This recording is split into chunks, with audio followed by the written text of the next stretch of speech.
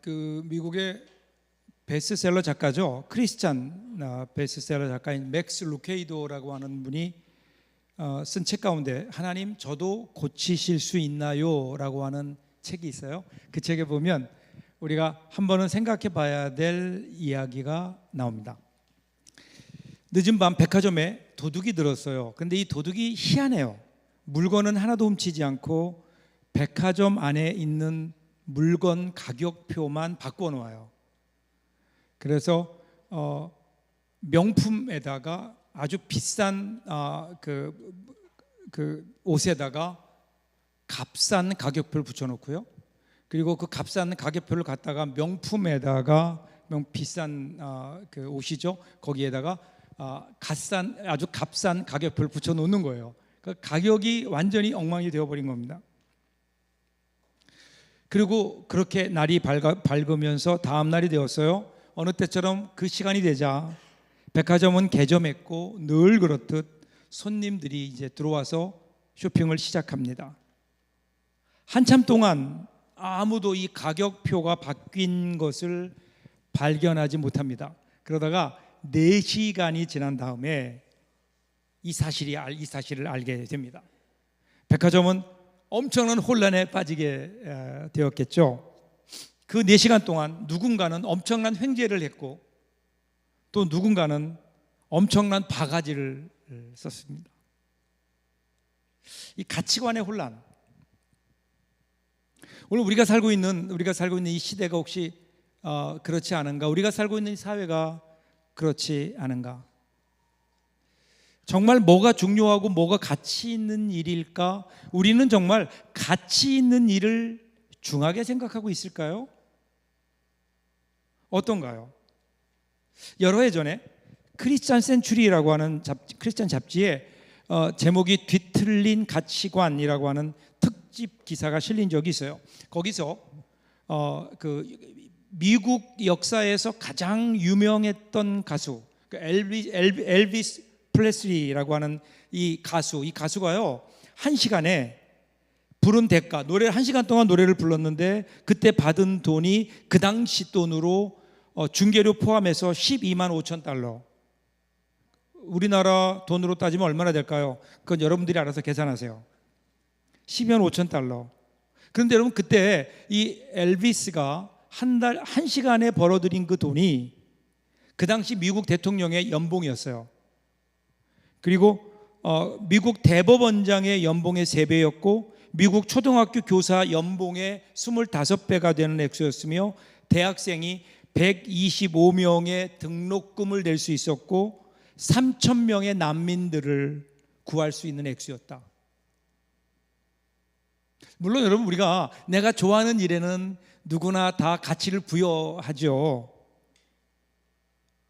아무리 그렇다 하더라도 과연 이것이 정말 건강한 가치인가? 오늘 우리는 어떤 의미에서 이 전도된 가치관 속에 살고 있는 것은 아닐까요? 생명 없는 일, 무가치한 일, 여기에 별로 중요하지 않은 일에 우리도 모르는 사이에 거기에 가치를 부여하고 그것을 중요한 것이라고 생각하고, 그런데 정말 중요한 생명을 구하는 일이라든가 어떤 영원한 일은 하찮은 것이라고, 그렇게 우리는 거기에서 무가치한 것으로 여기는 것은 아닐까? 그러니까 오늘 우리는 사실은 이 가치관의 혼동 속에 살고 있죠. 여러분 어떠십니까? 여러분은 잘 살고 계십니까? 과연 오늘 나는 내가 살아가는 나의 삶 속에서 나는 가치 있는 것을 가치 있게 구별하고 있는가? 아니면 나도 모르는 사이에 그냥 누군가가 세상이 정한 가치를 따라서 별로 중요하지도 않은 일에 우리는 거기에 가치를 두고 살고 있지는 않은가? 오늘 이러한 질문들을 하면서 오늘 하나님이 우리에게 주신 말씀을 좀 같이 그런 질문하는 마음으로 볼 수 있었으면 좋겠어요. 자, 먼저 20절 봅니다. 20절 상반절 보면 이렇게 오늘 말씀이 시작돼요. 예수께서 눈을 들어 제자들을 보시고 이르시되, 예수님이 눈을 들어서 제자들을 보시면서 말씀하셨어요. 그러니까 오늘 이제부터 우리가 함께 할 말씀은 그 말씀은 누구를 향한 말씀이에요? 1차적으로 제자들을 향한 말씀이에요. 여러분, 제자들이 누구죠? 제자들은 새로운 이스라엘이에요. 새로운 이스라엘을 대표해요. 새로운 하나님의 백성이에요. 구약에는 12지파로 묶여진 하나님의 백성들이 있었죠. 그런데 이제 신약으로 넘어오면서는 12제자, 12제자들로 묶여진 하나님의 백성들, 그리고 교회, 이렇게 이어지는 거예요. 처음에 하나님의 나라, 즉 이스라엘 백성들, 하나님께서 이집트의 노예로 있던 이스라엘 사람들을 불러내셨어요. 그래서 하나님의 백성으로 삼아주시고 그들을 이제는 홍해를 건너서 시내산에 이르게 하신 다음에 십계명을 비롯한 계명을 주시면서 이제 너희는 나의 백성이 되고 나는 너희 하나님이 될 것이다, 하나님의 백성으로 삼아주셨죠. 그 하나님이 주셨던 율법, 그게 뭘까요? 그게 하나님 나라의 가치예요. 하나님의 백성들이 지키며 살아야 될 가치, 기준, 그런 거였죠. 자, 그런 하나님께서 이제는 새로운 하나님의 백성들, 예수 그리스도를 통해 새롭게 하나님의 백성으로 부르심을 받은 12제자, 즉 교회 12제자를 하나님께서 불러내시면서 그들을 향해 지금 같은 말씀을 주시는 거예요. 너희가 앞으로 지키며 살아야 될 가치들, 기준들, 하나님의 백성답게 살기 위해서 너희들이 분명하게 지켜야 되는 가치를 얘기하고 계신 거예요. 하나님 나라의 가치관, 앞으로 그들이 살아야 될 어떤 혼란한, 혼탁한 가치관 속에서 정말 무엇이 중요한가, 중요한 가치를 지키며 예수 그리스도의 제자답게 살기 위해서 정말 중요한 것이 무엇인가를 지금 예수님이 말씀하시는 거예요. 자, 그 말씀에 귀를 기울여 보세요.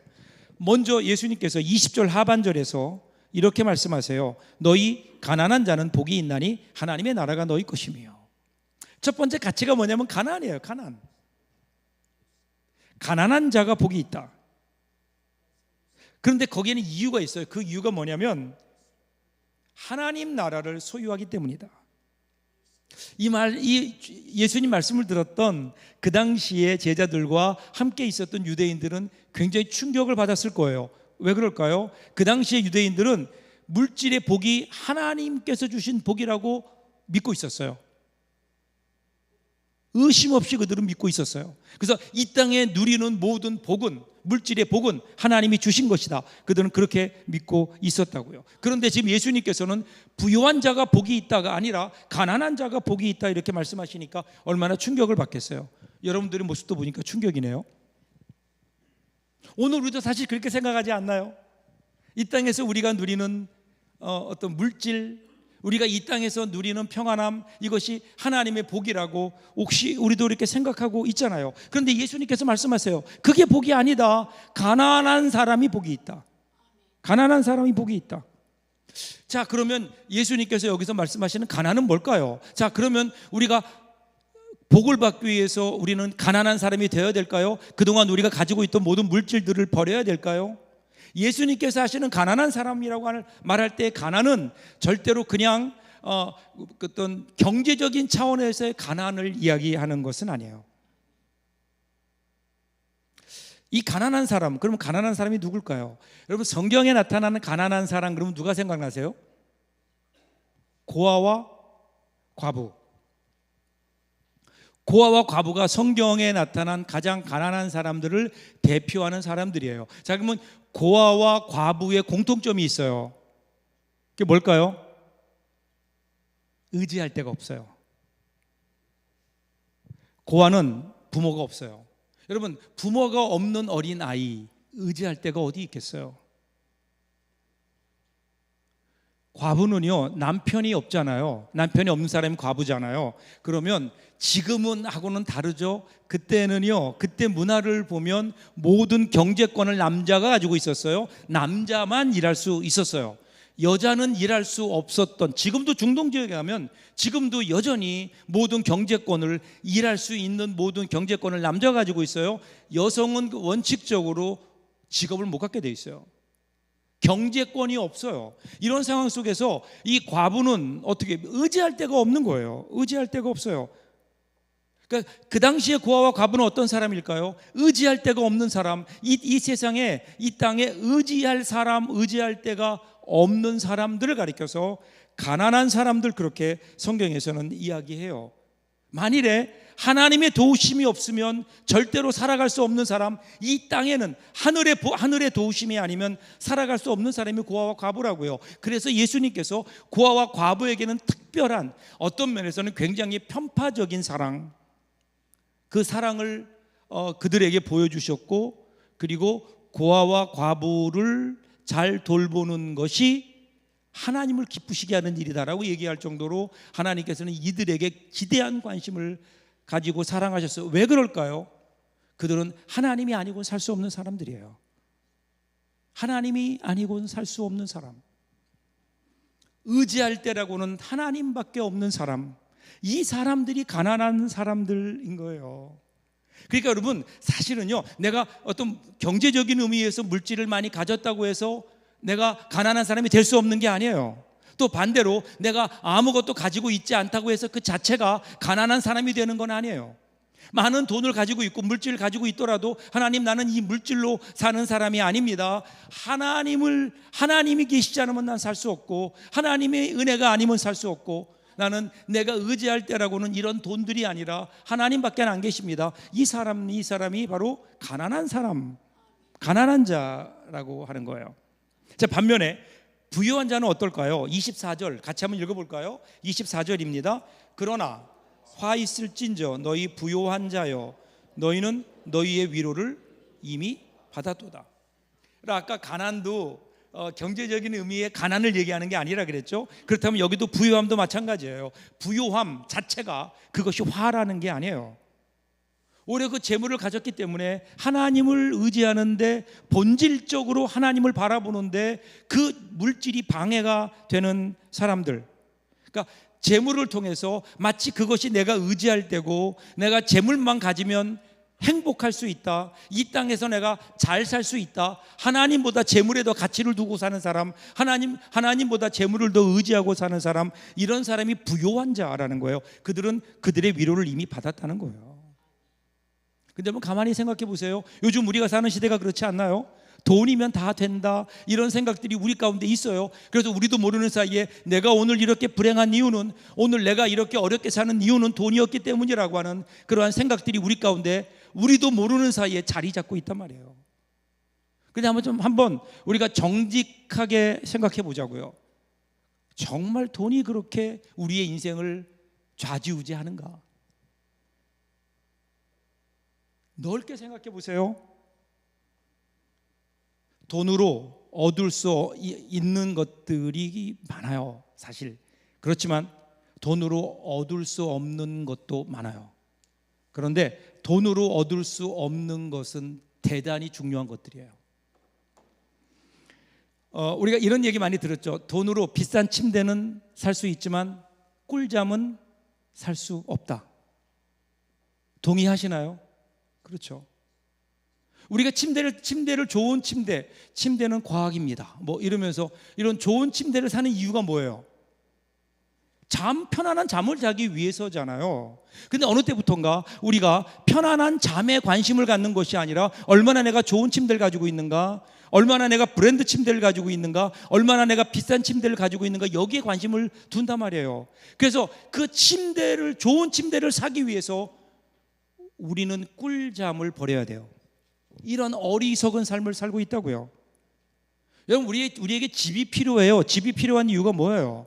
우리 가족들이 행복하고 화목하게 살기 위해서 그런 거 아니에요?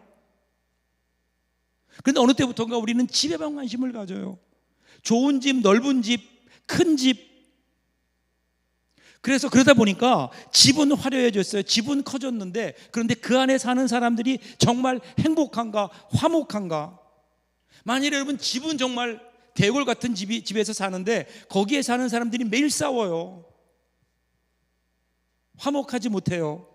그러면 그 집이 무슨 의미가 있을까요?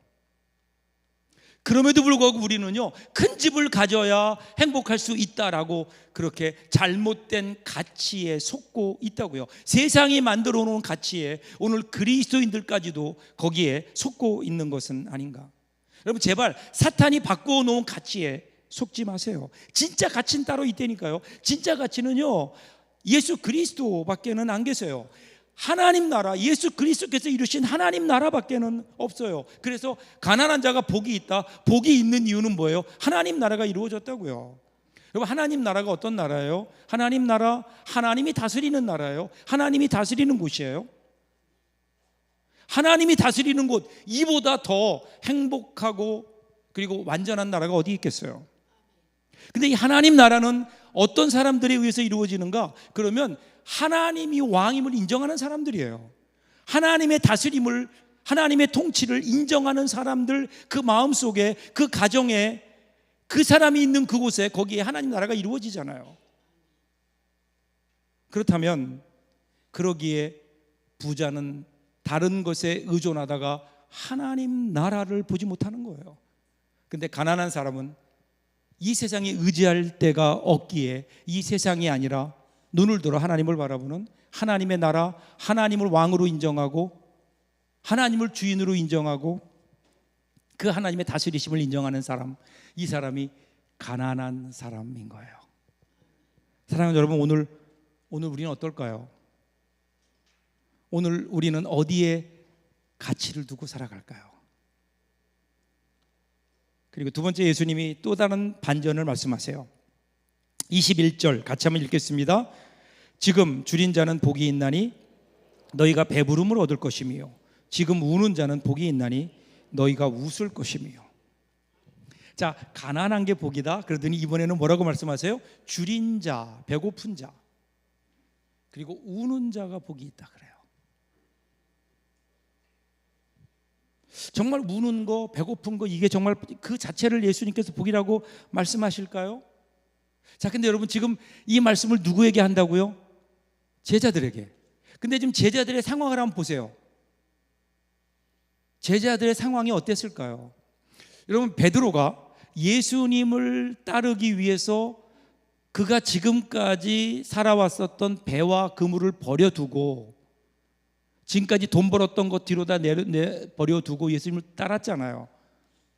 예수님의 제자 가운데 마태라고 있죠. 마태가 세리예요. 세리는 이번 주중에 우리가 계속 성경을 읽어오면서 우리가 알 수 있지만, 세리는 돈을 많이 버는 사람이에요, 그 당시에.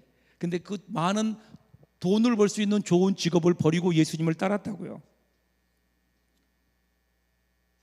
그럼 예수님의 형편은 어떨까요? 예수님의 형편, 누가복음 9장 58절 보면요, 어느 날 예수님에게 어떤 남자가 찾아와서 내가 예수님을 따라가겠습니다, 나도 주님을 따라가겠습니다. 그러니까 뭐라고 말씀하시는가 하면, 예수께서 이르시되 여우도 굴이 있고 공중에 새도 집이 있으되 인자는 머리 둘 곳이 없다. 너 그런데도 나를 따라올래? 지금 그 말씀하시는 거예요. 그러니까 예수님의 형편이 어때요? 머리 둘 만한 자리도 없는, 어려운 거예요. 줄이고 눈물밖에 없는. 그러니까 지금 제자들이 그 길을 가는 거예요. 그 길을 가니까 어떨까요? 때로는 배고파요. 때로는 억울해요. 여러 가지 환경 때문에 눈물이 나는 그 길을 지금 제자들이 걷고 있는 거라고요. 제자로 살기 때문에 그들이 겪어야 되는 고난이에요. 잘못한 일도 없는데 불의한 세상이기 때문에 바리새인들로부터, 이런 다른 유대인들로부터 억울한 누명을 써요. 그러니까 그것 때문에 눈물도 나고 여러 가지 삶의 크고 작은 고난들로 인해 눈물도 나는, 지금 예수님의 제자로 살아가는 그들의 삶이 그래요. 그러니까 예수님께서 그들에게 말씀하시는 거라고요. 지금 너희가 줄이고 있지, 근데 그게 복된 거야. 지금 네가 울고 있지, 그런데 그게 복된 거야. 자, 그런데 예수님이 그 말씀을 하시면서 이러한 굶주림, 그리고 이러한 어떤 그 우는 자, 애통, 이런 것들을 한 단어로 그냥 묶으세요. 한 단어로 묶는데 그 단어가 뭔지 아세요? 지금이라는 단어예요. 지금은 너희가 배고프고 지금은 눈물이 나지만, 그런데 머지않아 상황이 바뀔 거야. 상황이 반전될 거야. 네가 배부르고 웃게 될 거야. 이렇게 말씀하세요. 그리고 25절 보세요. 같이 한번 읽어볼까요? 아까랑 대조를 이루는 말씀이에요. 25절 보세요. 같이 읽겠습니다. 화 있을진저 너희 지금 배부른 자여 너희는 줄이리로다. 화 있을진저 너희 지금 웃는 자여 너희가 애통하며 울리로다. 이제 배부른 자와 웃는 자에게 화가 있다고 말씀하세요. 물론 예수님이 배부른 것 그리고 웃는 것 이것 자체를 예수님께서 그것이 화다 이렇게 말씀하시는 건 아니에요. 지금 웃고 지금 안락한 삶을 살면서 그것 때문에 하나님께 무관심한 사람을 표현하는 거예요. 지금 내가 살고 있는 나의 삶에 만족해요.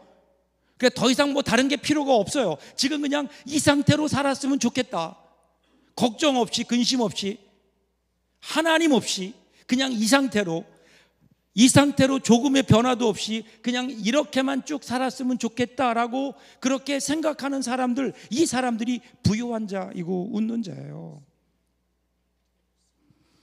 여러분 로마 시대에 이제 로마의 장군들이 군대를 이끌고 나가서 전쟁을 하잖아요. 전쟁에 이기면 영토가 넓어져요. 그러면 로마로 돌아오면 거기서 개선 퍼레이드를 해요.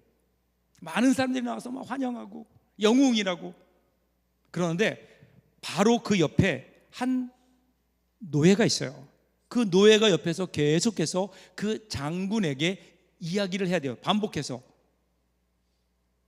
그런 노예가 있었다고 해요. 근데 그 노예가 하는 얘기가 뭐냐면요, 간단한 문장이에요. 메멘토 모리라는 거예요. 메멘토 모리. 이게 무슨 말이죠? 메멘토 모리. 너는 네가 죽는다는 사실을 기억해라. 당신은 당신도 죽는다는 사실을 기억하십시오. 옆에서 계속 메멘토 모리, 메멘토 모리, 라틴어거든요. 계속해서 얘기하는 거예요. 그게 무슨 의미일까요? 지금 개선 장군이 지금은 자기가 승리한 것 같아요.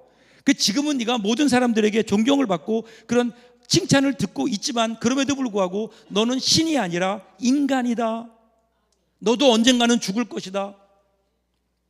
이 세상에 영원한 건 없거든요. 얼마든지 상황이 바뀔 수 있어요. 내가 의지하던 물질, 내가 의지하던 건강, 내가 그동안 의지했던 모든 것들이 한순간에 우리에게서 사라질 수 있어요. 그러면 어떻게 돼요? 우리의 웃음이 애통으로 바뀌어요. 자, 오늘 우리 예수님이 이 말씀을 하세요. 이 말씀에 보여주는 복과 화가 분명하게 있잖아요. 복이 있고 화가 있잖아요. 근데 이것은요, 관점에 따라 달라지는 거예요. 정확히 얘기하면 시점이에요. 시점. 지금이라는 시점에서 보면 그것은 너희에게 화처럼 보일 수 있다는 거예요. 그런데 그것이 화가 아니다. 하나님께서 결국은 그것이 복이 되게 할 것이다. 바꿔 얘기하면 지금 너희가 누리고 있는, 너희가 복이라고 생각했던 것들이 결국은 그것 때문에 너희의 삶은 화로 바뀌게 될 수도 있다. 그러면서 그 근거가 있어요. 이거는 그냥 막연한 희망이 아니에요. 근거가 하나님이에요. 하나님. 아직도 하나님의 역사는 끝나지 않았다는 거예요. 우리는 끝났다고 생각하지만 거기서부터 하나님의 역사는 시작되는 거예요. 자, 하나님의 반전이 남아있다. 지금 예수님이 그 말씀을 하시는 거예요. 너희가 지금 나를 따르느라고 힘들지?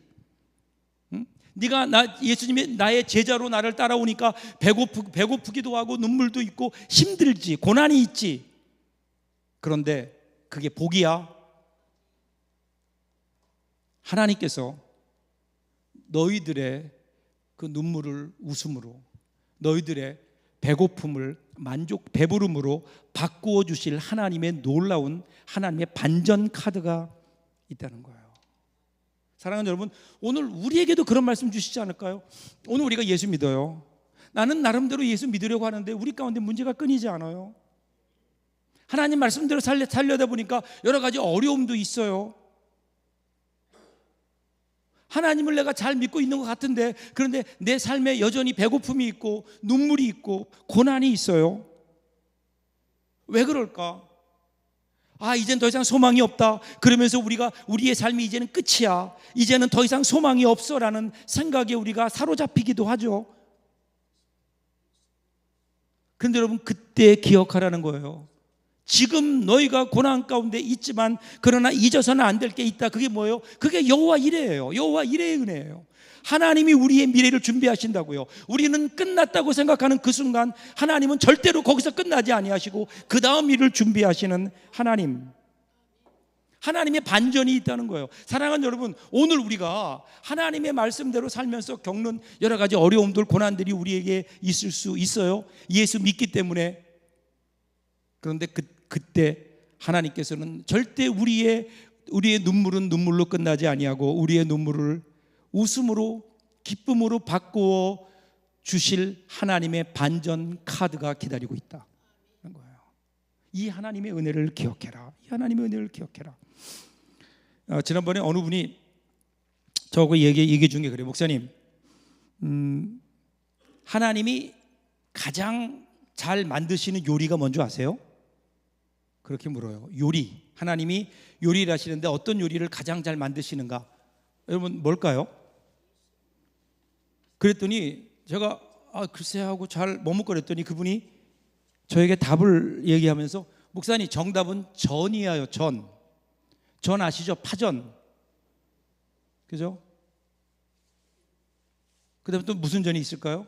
파전 그러니까 무슨 막걸리 이렇게 얘기하시는 분도 있는데, 파전, 부추전 할 때 전이래요. 그래서 제가 그랬어요. 왜 전일까요? 그랬더니 그분이 웃으면서 그래요. 하나님은 잘 뒤집으시거든요. 하나님은 잘 뒤집으신대요. 여러분, 전을 잘 부치려면 잘 뒤집어야 되잖아요. 그 하나님이, 우리 하나님이 잘 뒤집으시는 반전의 하나님, 모든 것이 합력하여 선을 이루어 가시는 하나님의 반전이 아직 남아 있다는 거예요. 사랑하는 여러분, 이 복화, 하나님의 복, 이것을 오늘 우리의 지금이라는 기준으로만 판단하지 마세요. 오늘 내가 겪고 있는 이것이 다인 것처럼 그렇게 생각하지 마세요. 무엇이 복이고 무엇이 화인가, 이것은요 지금이 판단하는 게 아니에요. 이거를 늘려야 돼요. 영원이라고 하는 관점에서 바라봐야 돼요. 내일이라고 하는 관점에서 바라봐야 되는 거예요.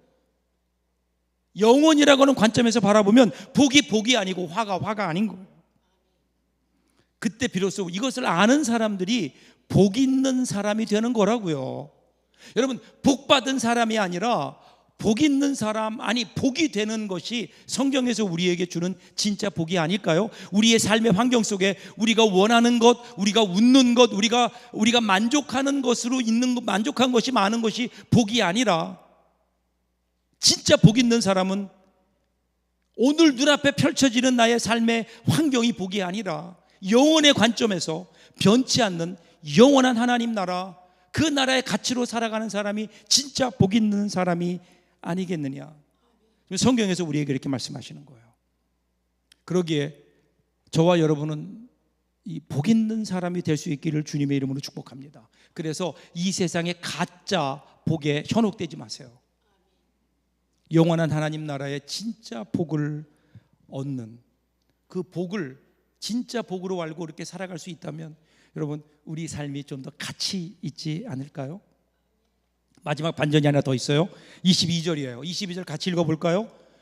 인자로 말미암아 사람들이 너희를 미워하며 멀리하고 너희 이름을 악하다 하여 버릴 때에는 너희에게 복이 있도다. 예수님께서 더 나가서 제자들에게 너희가 핍박을 당할 거다, 그 핍박의 내용을 아주 구체적으로 4가지 동사를 사용하세요. 사람들은 제자들을 미워하며, 그 다음에 멀리하고, 욕하고, 악하다 하여 버릴 것이다. 근데 이렇게 제자들이 이런 일을 당하는 이유가 뭔가? 그러면 인자로 말미암아, 예수님 때문이라는 거예요. 예수님 때문에, 예수님을 따르기 때문에 그들이 당하는 고난과 핍박이 있다는 거예요. 이것을 자발적 고난, 그렇게 얘기해요.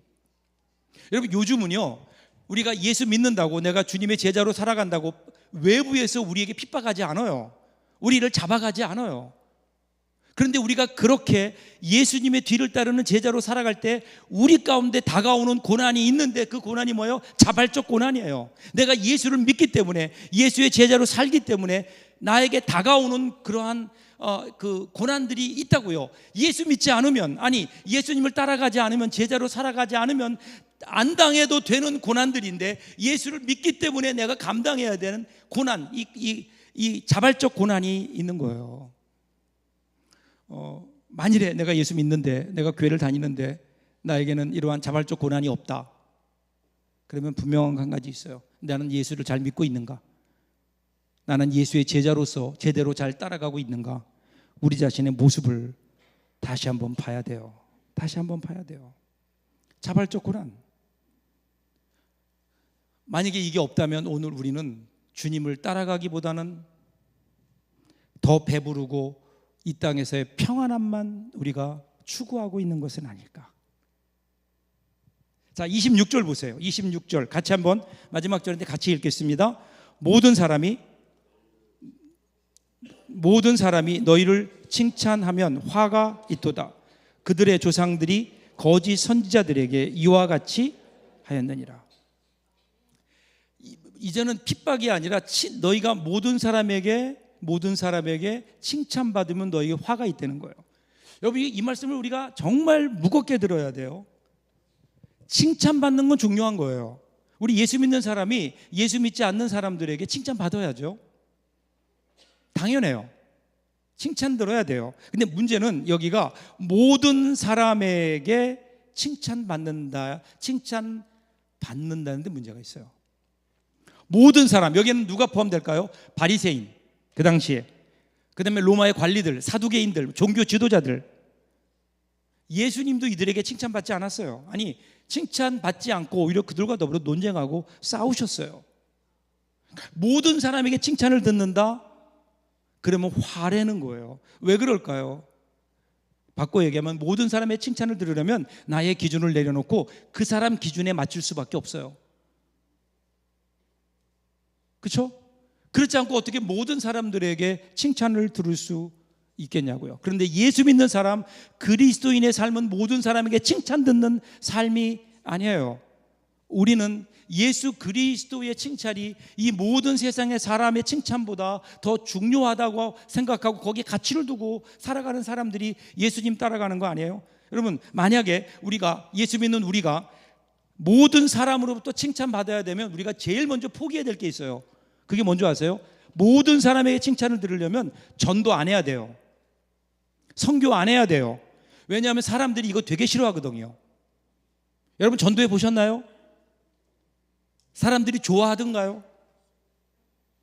여러분, 코로나를 지나면서 그 이후에 통계를 보면 사람들이 교회에 대한 부정적인 인식이 높아졌어요. 근데 부정적인 인식이 드는데 왜 그런가 물어봤더니 첫 번째가 전도래요. 예수 믿는 교회가 전도하는 것 때문에 교회의 이미지를 깎아먹고 있다고요. 이유가 뭘까요? 물론 그들이 복음에 대해서 어두워요. 그리고 복음을 이해하지 못해요. 그들이 죄 가운데 있기 때문에, 영적으로 죽었기 때문에 그렇긴 해요. 첫 번째 중요한 이유예요. 그런데 꼭 그 이유만일까요? 아니에요. 혹시 복음을 전하는 우리가 한 영혼에 대한 뜨거운 사랑과 깊이 있는 배려 없이 그냥 교회의 성장을 위해서, 교회의 숫자를 채우기 위해서 혹시 전도라고 하는 것을 잘못 사용하고 있는 거 아닌가? 그래서 그 전도가 다른 사람들에게는 무례하게 비친 것은 아닐까? 한번 생각해 봐야 돼요.